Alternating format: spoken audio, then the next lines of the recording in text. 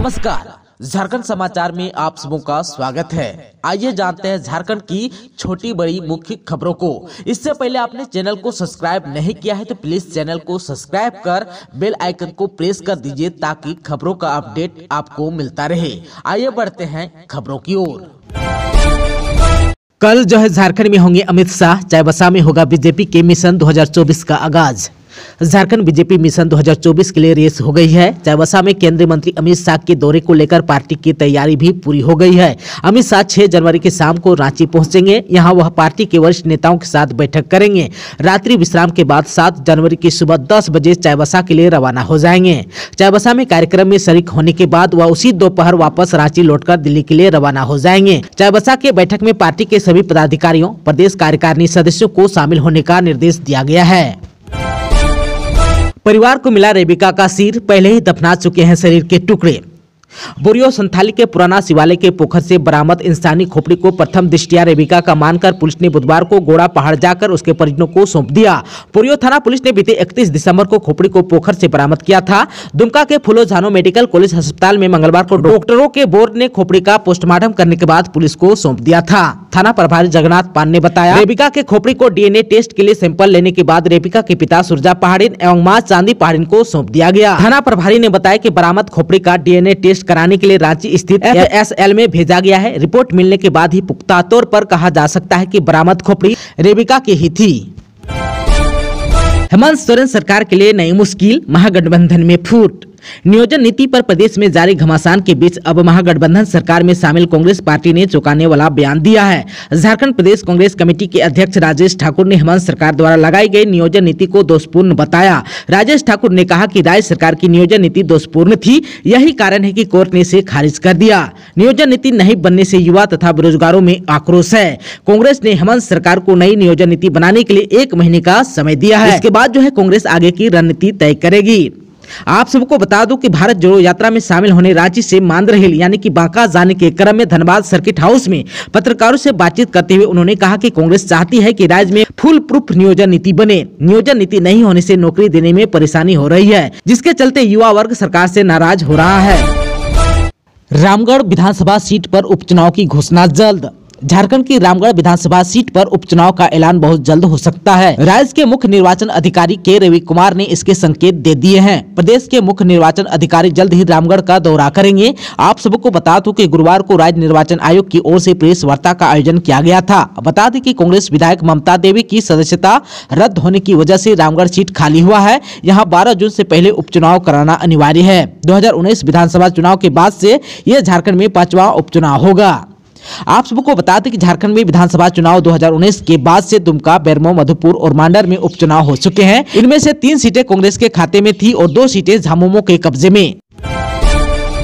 नोटों का पहाड़ मिलने के बाद गिरफ्तार पूजा 8 महीने बाद जेल से निकली।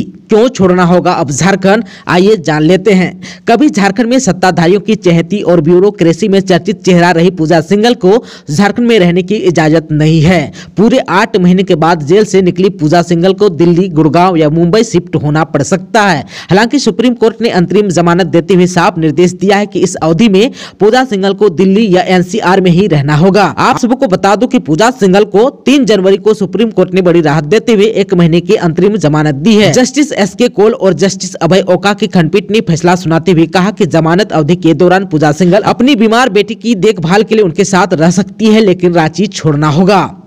आप सबको बता दूं कि महज 21 साल की उम्र में UPSC की कठिन परीक्षा पास करने वाली पूजा सिंघल झारखंड में कई अहम पदों पर रही। बता दें कि IAS बनने के बाद पूजा सिंघल की पहली तैनाती हजारीबाग में हुई।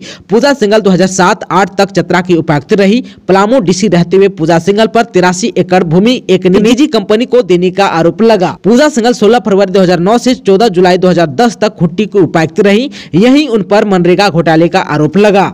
पूजा सिंघल झारखंड में सभी सरकारों की चहेती रही। पूर्ववर्तीय बीजेपी सरकार में जब रघुवर दास मुख्यमंत्री थे तभी पूजा सिंघल प्रदेश की खान सचिव हुआ करती थी। जब झारखंड मुक्ति मोर्चा की सरकार बनी तो पूजा सिंघल को खान सचिव बनाया गया। उद्योग सचिव का प्रभार भी पूजा सिंघल को दिया गया।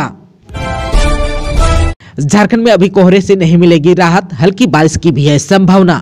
झारखंड में कोहरे से फिलहाल राहत नहीं मिलेगी। हालांकि सुबह में कोहरा रहेगा, लेकिन बाद में आसमान साफ होने पर कोहरे से कुछ हद तक राहत मिलेगी। वहीं राज्य के उत्तर पश्चिमी क्षेत्र में हल्की बूंदाबूंदी होने का भी अनुमान है। मौसम केंद्र के वैज्ञानिक अभिषेक आनंद ने बताया कि बादल आने और पूर्वोत्तर हवा चलने के कारण बंगाल की खाड़ी से नमी झारखंड की ओर आ रही है। इन कारणों के कारण सुबह में घना कोहरा देखने को मिल रहा है। इधर जो है धूप खिली नहीं होने के कारण भी अधिकतम तापमान में गिरावट देखने को मिली। उन्होंने कहा कि राज्य में आगामी 15 जनवरी 2023 तक कोहरे की स्थिति बनी रहेगी। कहा कि सुबह में कोहरे मिलेगी, लेकिन बाद में आसमान साफ होने पर कोहरे से राहत मिलेगी। कोरोना की रोकथाम को लेकर रेलवे अलर्ट, कर्मियों को बूस्टर डोज और मास्क लगाकर काम पर आने का दिया निर्देश। कोरोना के बढ़ते मामले को लेकर रेलवे ने गाइडलाइंस जारी की है। डीआरएम अजय राठौर ने सभी कर्मचारियों को बूस्टर डोज लेने और ड्यूटी पर मास्क लगाकर आने का आदेश दिया है। साथ ही वैक्सीन टेस्टिंग और ट्रैकिंग का काम केंद्रीय स्वास्थ्य मंत्रालय द्वारा जारी गाइडलाइंस पर करने को कहा। इसके साथ ही रेलवे की चिकित्सा व्यवस्था को दुरुस्त करने और संदिग्ध का नमूना जीनोम सीक्वेंसिंग के लिए लेबोरेटरी भेजने को कहा है। इसके अलावा जिला स्वास्थ्य विभाग ने समन्वय बनाकर विदेशों से आने वालों की जाँच सुनिश्चित कराने का भी निर्देश दिया गया है।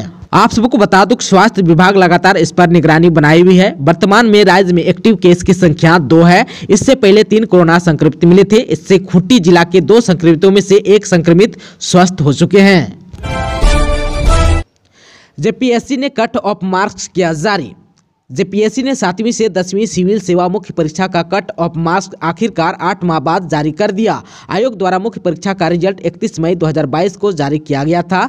जारी कट ऑफ मार्क्स के अनुसार अनारक्षित ईबीसी, बीसी और ईडब्ल्यूएस कैटेगरी का कट ऑफ मार्क्स एक समान 532 रहा। वहीं एसटी का कट ऑफ मार्क्स 479 और एससी का कट ऑफ मार्क्स 515 रहा। दोस्तों, अभी तक आपने चैनल को सब्सक्राइब नहीं किया है तो प्लीज चैनल को सब्सक्राइब कर बेल आइकन को प्रेस कर दीजिएगा, ताकि खबरों का अपडेट आपको मिलता रहेगा।